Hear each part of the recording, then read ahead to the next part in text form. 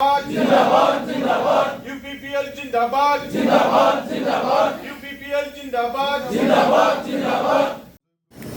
आं सासे धुबुरी डिस्ट्रिक्टनि सासे कमान्डारमोन आं सासे इन्सट्राक्टर जोङो साब्रैसो दंमोन इन्सट्राक्टराव गासिबो थैजोबबाय सोरबा बोरायनानै थैबाय सोरबा गुलिजों थैबाय सोरबा बमाजों थैबाय जों बिएलटिनि आं सासे आर्मिनिसोमोन साख्रि गारना फैदों आङो बिएलटिआव जइन जादों आंखौ लांफैदों हाग्रामायानो लांफैदों न'आव फैनानै आं जइन जादों थांनानै जोङो आं बहुद मानसि माबाखौ एक मासनि गेजेराव आङो 40 जन बिदिनो 3 माससिम आं बिदिनो 200 जन खरि बारहोयोमोन 3 मासनि गेजेराव ट्रेनिं पास खालामना हगार हरो आं बिसिजों लोगोसे आं निजे हाथियार दैफादोंमोन बिनि उनाव 2003 आव बिटिसि सुक्ति जाबाय सारेन्डार होबाय ज' जाबाय थाबाय बिदिनो थाबाय थायो बयजोंबो लोगो दोगो जोङो दासिम बिदि थानानै जोङो सोरबा जौ लोंनानै थैबाय सोरबा मानानै थैबाय सोरबा फासि नांना थैबाय बांसिनानो जौ लोंनानै थैदों जोंनि बिएलटिनि गेजेराव दा बिसिम बे आं बायदि बिदि बिसोरबायदि थैनाया बहुद दं जौ लोंनानै बांसिन थैदों खिन्थु दानि बे समस्यायाव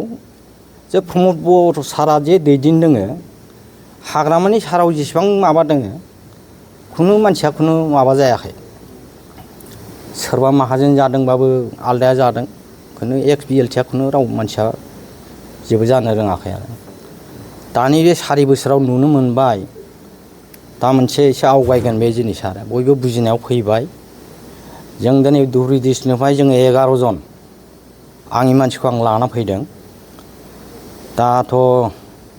बयनावबो माने सोंखारिनाय बायदि जोङो इउपिपिएलआव जों ज' जागोन जों बिसोरजों थाफागोन प्रमद बर' सारजों जों थाफागोन बे खोथानि माने हिम्मत बिसोरनि बोलो सक्तिया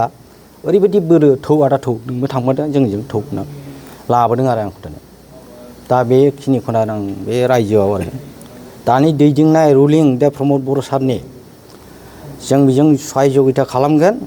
जों बेजों थाफागोन जों पुरा हेफाजाब होगोन आंनि बुंनाया बेनो नोंथाङा बिपिएफनि जानानै खामानि मावग्रोदों आगोलाव मावदोंमोन जों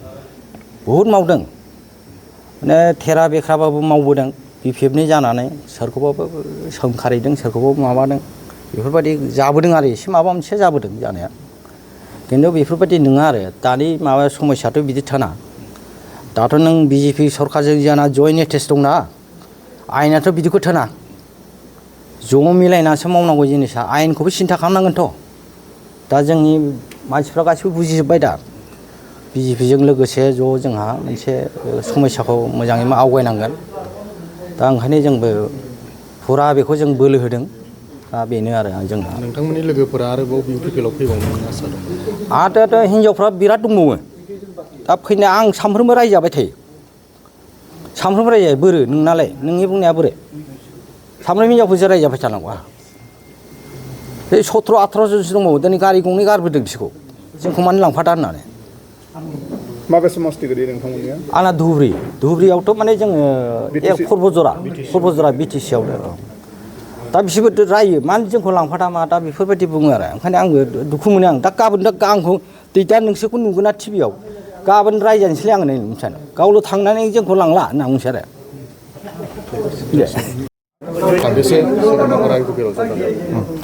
जोबोद गोजोनथावना खौरां दिनै मानगोनां जोंनि बिटिआरनि सिएम प्रमद बर' सार दैदेननाय इउपिपिएल दोलोखौ मोजां मोननानै दिनै टटेल 67 जन बिनि गेजेराव 22 जना जोंनि एक्स बिएलटि आरो इउथ बिपिएफनिफ्राय आरो माखासे माइन'रिटिनि 47 जन दैदेनगिरि बिथांमोना जोंनि इउपिपिएल दोलोआव जगदान जाफैदों बिनि गेजेराव इनक्लुडिं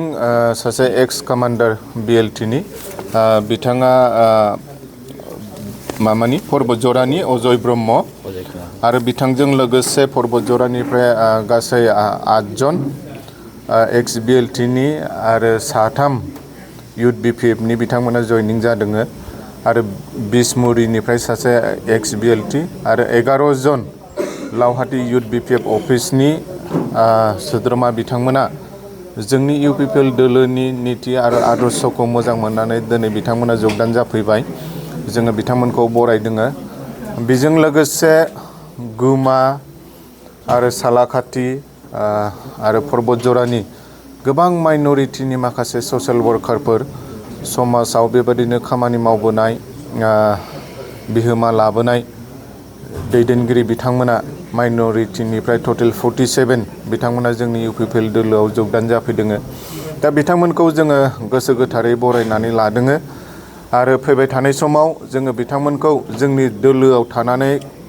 रायजोनि जानानै खामानि मावनो थाखाय जोङो मोनसे प्लेटफर्मखौ होगोन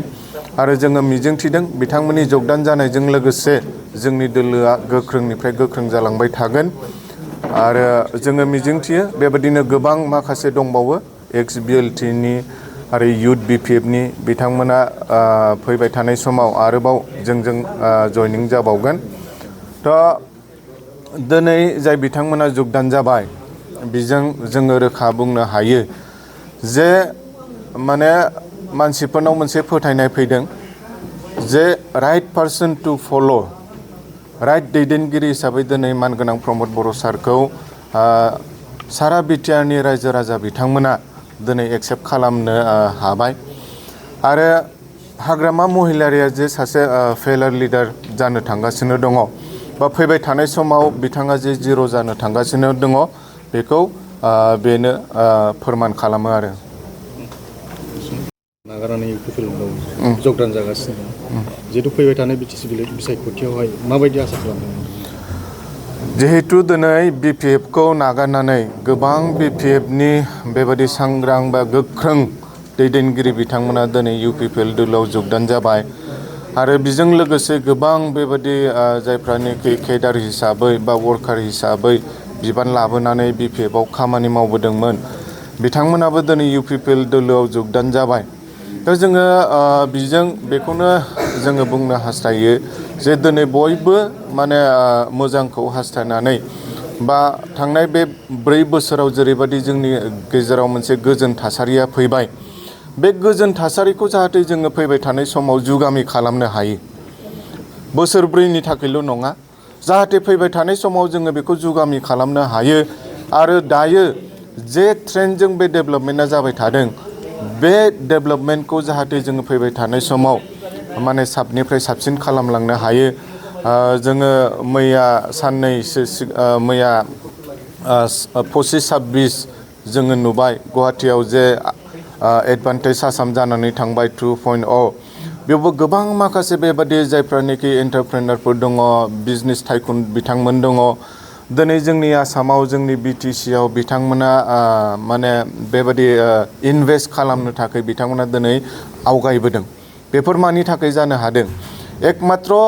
बेयो जोंनाव मोनसे मोजां थासारि फैनायनि थाखाय दिनै गासिबो बिजनेस टाइकुनफ्रा जोंनाव इनभेस्ट खालामनो नागिरदों जोंनि बे BTR ओनसोलखौ जौगाहोनो बिथांमोना दिनै आवगायबोदों। स' जोङो बेखौ जोङो वेलकाम खालामनांगोन आरो जोंनि दानि यां जेनेरेसन लाइमोनफ्रा जोङो बेखौहाय एक्सेप्ट खालामनानै जोंनि मानगोनां प्रमद बर' सारनि जे भिजन बिथांनि जे सिमां बेखौ मोगथां महर होनो थाखाय जोङो हेफाजाब खालामनांगोन आरो बिनि थाखाय आङो सानो राइट प्लेटफर्मा बे UPPL दोलोआनो।